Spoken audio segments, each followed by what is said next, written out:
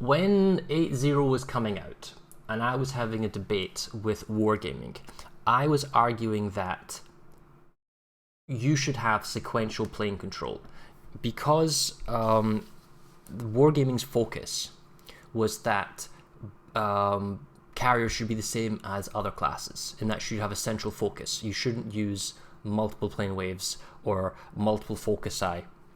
You should be focusing purely on one ship. So I wrote a detailed counter-argument letter to WarGaming, had a debate with Earl Grey for over an hour about it, and then he submitted my document with the notes he took to the actual head game balancing testing designer, who read my notes, read the Earl Grey's notes, read the document that I sent, and then wrote a retort, reply, whatever you want to call it, which was proof checked and approved for public consumption.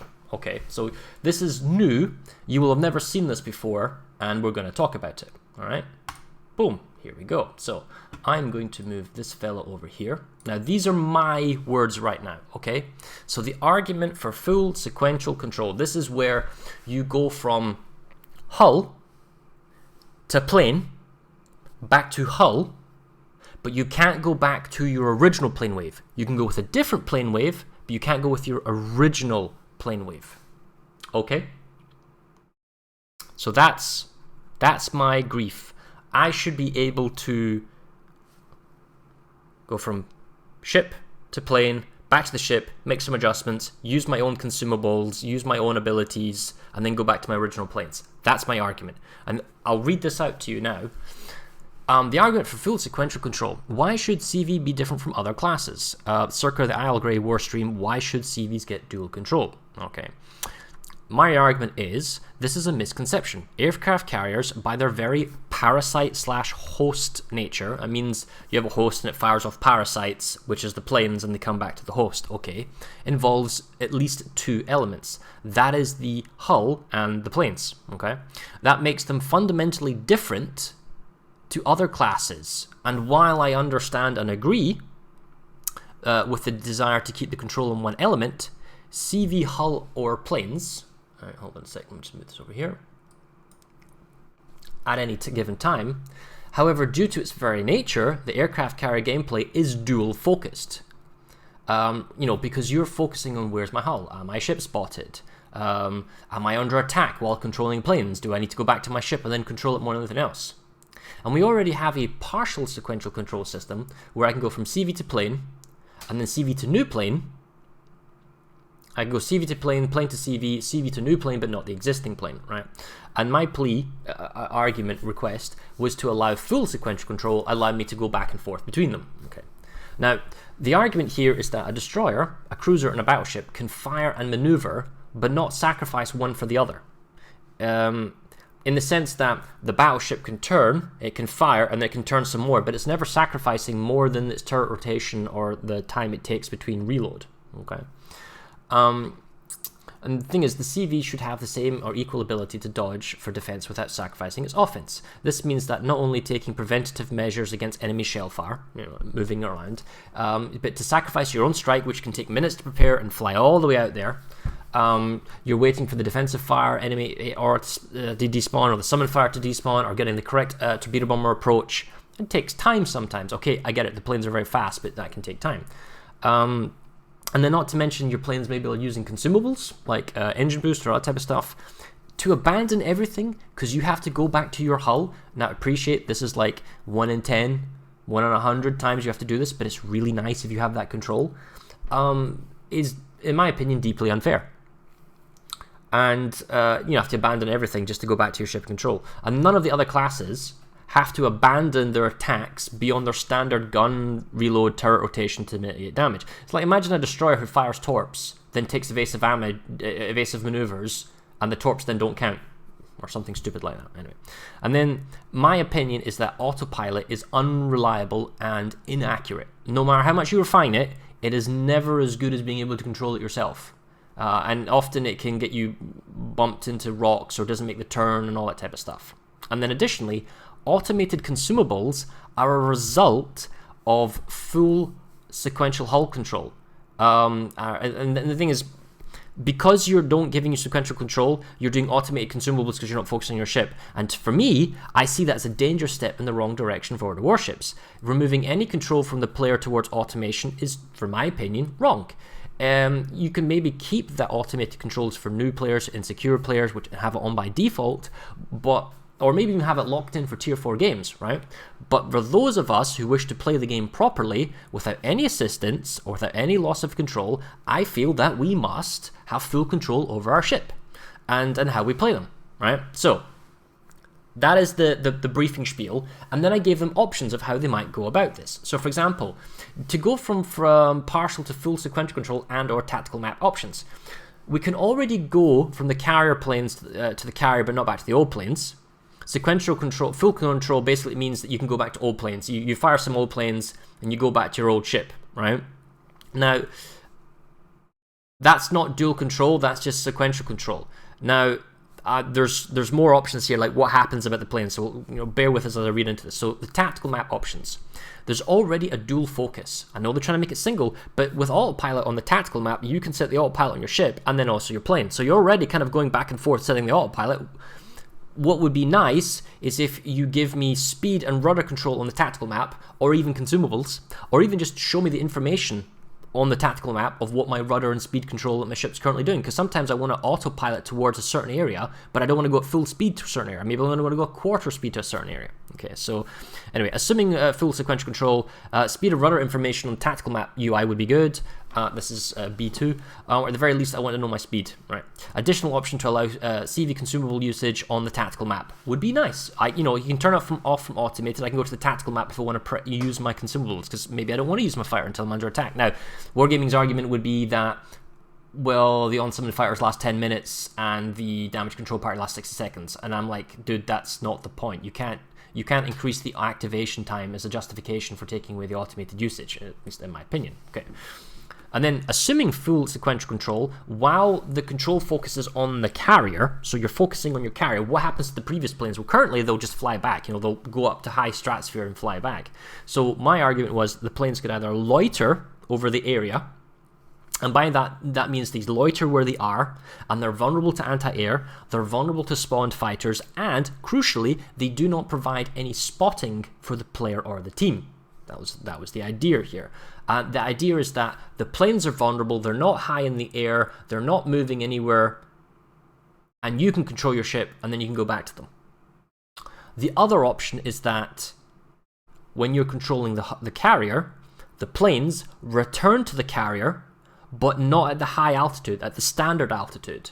And they stay at the standard altitude, and they are vulnerable again to planes, summon fighters, and anti-air as they return back and provide no scout. So they return to the carrier at default height, as we see here. They're visible to enemy ships, they're vulnerable to AA, the summon fighters, and it reveals the direction of you, the ship, but you don't get any sight from the planes themselves. So they're just basically coming back. So the longer you control your ship, the more the planes are coming back towards you at their standard speed, and then when you're finished with the hull control, you could go back to your planes, right? So that was the argument. And then number 3, the additional options were you could add a delayed timer from swapping back and forth between the planes and the hull, any variation of balance in between 1, 2, 5, 10, whatever seconds. So that way you couldn't just spam back, forth, back, forth, back, forth, back, forth, back, forth. It would be a case of you'd have to wait, jump back, then wait a few seconds and then jump back. So that way you couldn't spam back and forth. Maybe you'd make a UI button, maybe you make a button or whatever. So the idea is these are not quick fixes, and I appreciate they involve coding and lengthy testing checks. However, for me, it adds additional functionality and makes the game more interesting. However, I find that the above features to be fundamental core elements. I'm basically saying, to the parasite host nature of the aircraft carrier, I find the ability to control your ship and the consumable usage really, really important to how the ship plays, right? So yeah, so the game is fun, but it feels as if my one hand is tied behind my back, right? So yeah, that's where we are at the moment. Okay. Now, here comes the response from the lead game designer, all right? These are his words, and if you're of a sensitive nature, it might make you angry. Or maybe you agree with them. Let's find out, okay? So he says, responses from the lead designer. The destroyer, cruiser, battleship can fire and maneuver but not sacrifice one for the other. He says, because a DD is a single avatar ship, he can shoot and maneuver in the same platform. If we imagine that the DD leaves his torpedo tubes on the shore and will be able to launch torpedoes from these tubes, he will not be able to maneuver when his avatar will be located on tubes and aiming and launching torpedoes. I think he's trying to say that the torpedo tubes would be his parasite, which he would leave on the shore, he would launch, and then while he's firing the torps from the tubes, he shouldn't be able to maneuver the destroyer. That's his argument. Secondly, I say the CV should have equal ability for defense without sacrificing its offense. To which the response is, CVs already have a huge disparity with other classes in terms of defense. A CV can attack without any risk to their hull. That doesn't take into consideration the fact that you're sacrificing planes. It's already such a big advantage in terms of defense that it's really strange to ask about more benefits. So basically saying it's already powerful, why buff it more? Additionally, CV is the best scouting ship and can detect any danger in time and react properly, if he is skilled enough. Technically, yeah, I guess, kind of, unless the team pushes in, but that's not necessarily the case. Because planes are so fast and the enemy CV can scout you, would be my retort, that you are kind of spotted and sometimes subject to long-range gunfire. And then sometimes you don't want to be so far away from the front line that you're safe. And I get scouting is a powerful thing, and that's maybe something to be balanced, but it's not a reason, at least in my opinion, why you shouldn't have the ability to control your ship. I digress. In the RTS system, I could control my ship and I could mitigate incoming shell fire or torpedoes or whatever. But moving on, he also says, additionally, CV is the best scouting ship. Okay, and then in a danger rack, properly if skilled enough, so I can't really count it is deeply unfair argument if the CV is not forced, like other ships, to make attacks from 15 kilometers only and only on targets in direct line of sight from his hull. I then go on to say, ultimately, autopilot is unreliable and inaccurate no matter how much you refine it. To which the developing lead game designer says, maneuver always requires fine tweaks from manual control. First, always is an unfair exaggeration. I'm saying autopilot is always unreliable, he's saying always is unfair. Second, autopilot is just a feature and can be improved and will be improved. There wasn't so much usage of this feature and now it's more popular, so we understand problems of the current autopilot and will make it better. We shouldn't say sometimes it doesn't work perfectly, so we'll redesign the whole feature according to these rare inaccuracy things. So he's basically saying, we get it, the autopilot isn't perfect, people weren't using it as much now, but because we kind of forced you to use it as the carrier, we'll make it better. That's how I understand it. So to me, it's a case of, we're not changing it, you're going to use the autopilot. Saying it doesn't work all the time is unfair, but just bear with us as we fix it, and you're just going to have to use it. So then, let me move on. Don't get me wrong, I do use autopilot a lot. It's just sometimes when I want to set the speed of the autopilot so it's not full speed, or I want to go in a certain direction, and I have to tell the autopilot to go all the other direction, whereas before I would just tell the ship to go in a certain speed, or if I want to go between two islands for whatever reason, autopilot always gets me beached, even though I try and get the autopilot to go perfectly through the middle. It's always just for me, it just gets me killed. And that's why it really bugs me sometimes. I digress. We move on. Automated consumables, these are my words, a result of the removal of full sequential hull control and are a danger step in the wrong direction for the warships. To which his own response is no, or nope. So he's basically saying automated consumables are a bad step for World of Warships? Nope. So right in your face and say, no, it's not. Automated consumables, totally fine. Coming soon to a ship near you where you have automated radar. Do you get detected automatically? Boom, we will use your radar for you. Do you get torpedoes that you see? We will automate and use your hydro for you. Like, No! I'd rather have control of my own consumables, thank you very much. Give me the choice. Give me the choice. But apparently not. Removing any control from the player towards automation is just wrong. To which the response is, nope. So the more we automate for you, that's not a bad thing. That's a good thing. It's a feature. That to me is vague. I'm sure he's not intending it, but to me it's an insult. It's like, we're going to automate more stuff so you can just focus on certain elements. That's really, really insulting to me. And then the next bit he says, we must have full control over our ships and how we play them. To which he speaks and says, nope. Now, he goes on to say, seriously speaking, it's bad idea to make such strong statements. For me to sing, I'm making strong statements saying we must have full control of our ships. And The lead game designer is telling me that it's a bad idea to make strong statements. So he's saying it is a bad idea to saying we must have full control over our ships and how we playing them. This is the lead game designer saying, not really. No, it's a strong statement. And then he goes on to say, right now, it's only the habit that you have here. All these musts and other previous paradigm rudiments, you should try and shift the paradigm. We have a new class, i.e. new carrier, new gameplay. It has only one avatar simultaneously, according to zillions of reasons, and we will not provide a second avatar without any serious reason. So that's basically planes and hull and going back and forth, two avatars. And any old habits from previous paradigm, i.e. the old gameplay RTS, is not a big enough reason. If you want to control your CV, you should try to do it with the current controls, i.e. sacrificing your planes. It's enough for 99.9% of all your tasks. It's not hard to avoid torpedo spreads. If you understand that the DD will appear near you and launch these torps, and you can just change your direction of this, but again, it's with autopilot. I already used this tactic several times, so he's saying, hey, I'm good, you're not, get better. I'm paraphrasing here, but that's essentially what he's saying. Hey, I've done it just fine, so it works for me, and all of it were successful.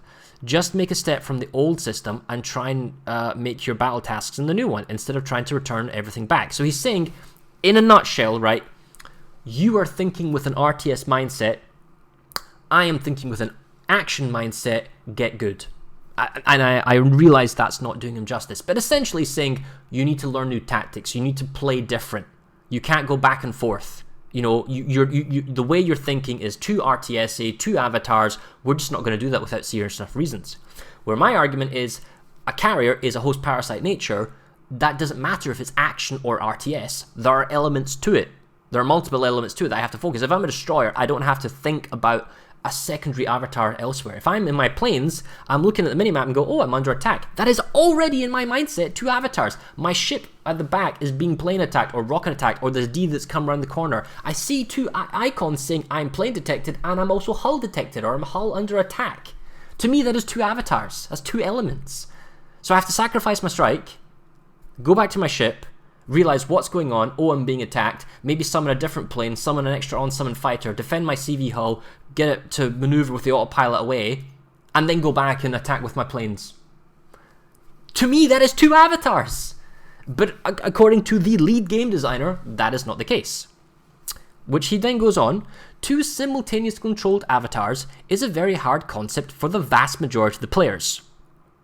So we used to have a Hakuryu, and that had 9. Now we have 1, kind of 2, honestly, and he's saying that's hard. He's not deliberately or intentionally calling you bad, but he's calling most of you bad, and as a result of him calling most of you bad, and they want to reduce the skill gap probably, is going to make it difficult. They're going to basically go along this line. They're basically saying it's a very hard concept for the vast majority of players. We don't want to make a new unpopular hardcore niche class instead of an old popular hardcore niche class.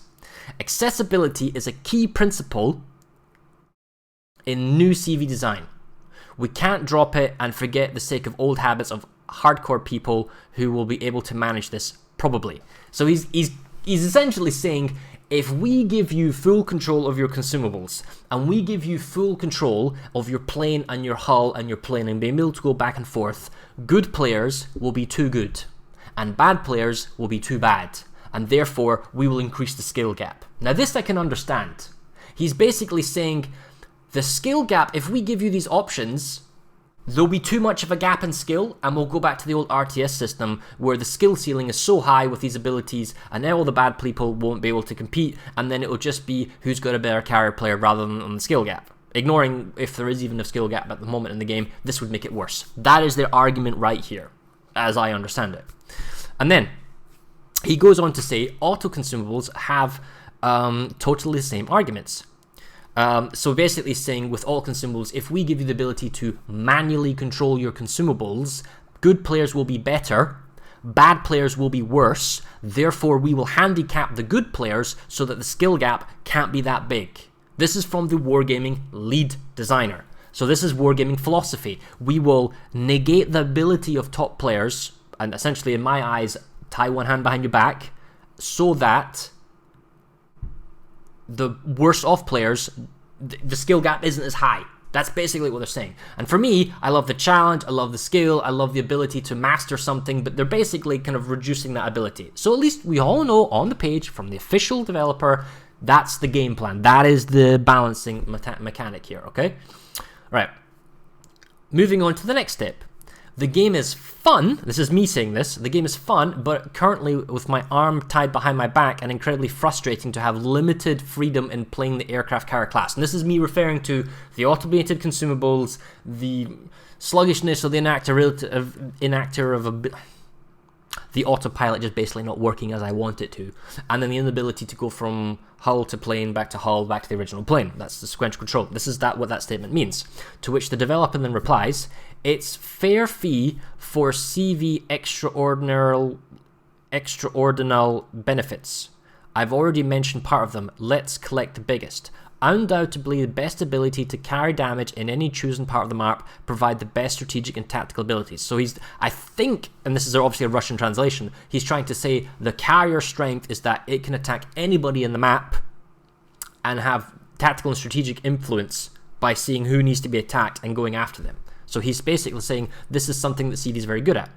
It's the only class which can deal damage and doesn't risk its own hull, which is true. It's like DD in Smoke, but even better. He isn't afraid of radar, sudden torpedoes, he shouldn't care about smoke screen time, and shouldn't be near the front line to make his damage. Now here's an interesting element. So he's basically saying, you're like a destroyer, you do lots of damage, but you don't risk your own hull. You do sacrifice your planes or your ammunition, admittedly, but he's going on to state that you are safe, so you really, shouldn't have extra benefits. To which I would say, yes, I agree, if the carrier is back on the back lines, it's fine, but there are more advanced methods of gameplay where the carrier can be closer and use islands and that type of stuff. But again, that's high-level skill gameplay, getting your CV closer so that your planes can take off and be, have less of a flight time to do damage. But now planes are so fast, maybe that isn't really necessary.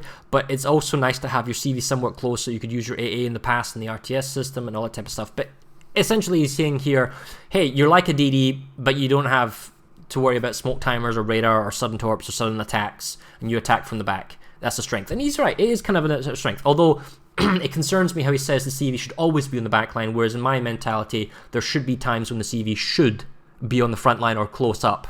But those are rare instances. And then he goes on to say, it's the best class for scouting. Planes can be everywhere according to their speed with a fighter consumable. Well, they are fast, especially the bombers with the long charge.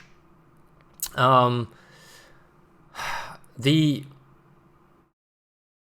the best class for scouting, but that's how WarGaming's made them. Now they can change that. Now I knew this was going to be an issue because in the old RTS system you could scout over a lot of the map.